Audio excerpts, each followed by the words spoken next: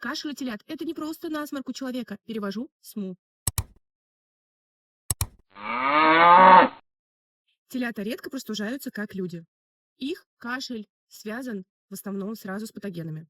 Самый частый сценарий. Сначала теленок поражается вирусом, вирус открывает ворота для каких-либо бактерий, подсоединяется вторичная микрофлора, и мы видим то, что видим. В результате таких стечений обстоятельств мы видим тяжелый респираторный синдром. Теленок с таким кашлем просто так не поправится.